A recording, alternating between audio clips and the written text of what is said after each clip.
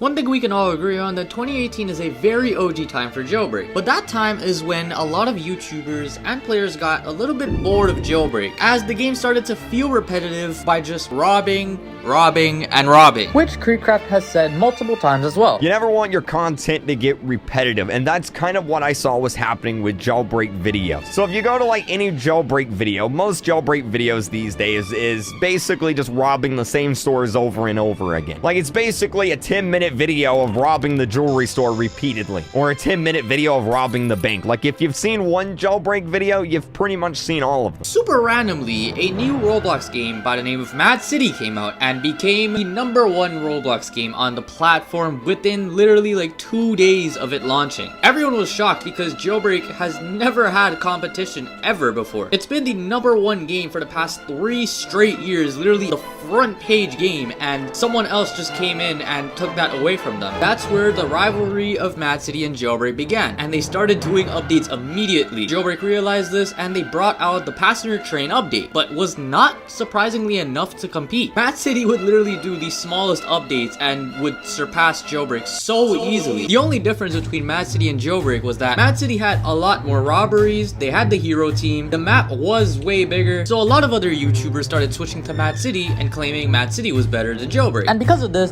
is how Jailbreak versus Mad City basically became into a war. Mad City fans and Jailbreak fans would literally have riots on which game was better, and this way this became probably the most biggest competition in Roblox, and a lot more people noticed this, and it was quite funny for some time. The downside of doing Jailbreak updates weekly is that Asimo could not take breaks. Every Sunday, Asimo takes the day off and goes out. I believe Bad CC does this too, but because of the update war, they could not take any breaks. They basically had no days off for the whole year of 2019, which affected their mental health very heavily, and they basically had no choice but to update the game, otherwise Mad City would win over them, which is very respectable and commendable. They gave up their own personal life to make sure Jailbreak does not die and lose over Mad City. All the way up till 2020, when Mad City kind of just stopped updating. Because of Mad City today, Jailbreak has a much bigger map, lots of new robberies, so much more to do in the game, such as trading, one of the best robberies in the game that we have today, the casino, the stupid criminal shooting me and not letting me do my freaking scene!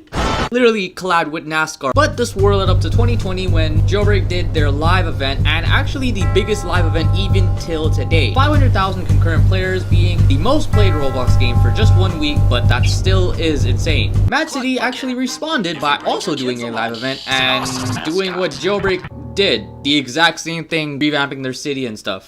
That's where the downfall of Mad City began, as their very core developer, Scripter, left Mad City. Because of this, they couldn't update Mad City because they had to now get a new scripter and redo the entire game, otherwise I believe bugs would start appearing. So that's where Mad City died and did not really update too much except for do revamps. And at that point, Jailbreak won the war against Mad City once and for all. And now Jailbreak has basically zero competition. They're kind of just chilling now, focused on seasons and adding a heck load of cosmetics now. Mad City did return with Chapter 2 by redoing the entire game, and this didn't really go well because the game basically died in a literal day, and ever since then it has been forgotten. I remember when Chapter 2 first came out, and the only thing I really liked about this game is that the robberies felt a lot more consistent and realistic, but overall this game is pretty buggy, also basically unrecognizable. Like, I look at this game and I do not think of Mad City. Like, this is an entirely different game. The reason Jailbreak still manages to pull 20,000 players and still today is the #1 prison game is because it's Asimo, Bad CC, and an employee named Chris Stick. 3 people, and they managed to put out monthly updates no matter what. Mad City has been struggling even with an entire team to do monthly updates. Before the Batamo employee came through, how are 2 people able to do monthly updates and a whole entire team can't? I definitely prefer Jailbreak way more than Mad City. I'm not even trying to be biased. I have actually played the game. I think the gun mechanics in this game is also way better than Jailbreak's. Even the Jailbreak map is actually a lot bigger now. Way bigger. The Jailbreak map is like 10 times bigger than this. What do you guys think though? Do you prefer Jailbreak or Mad City? Let me know down below.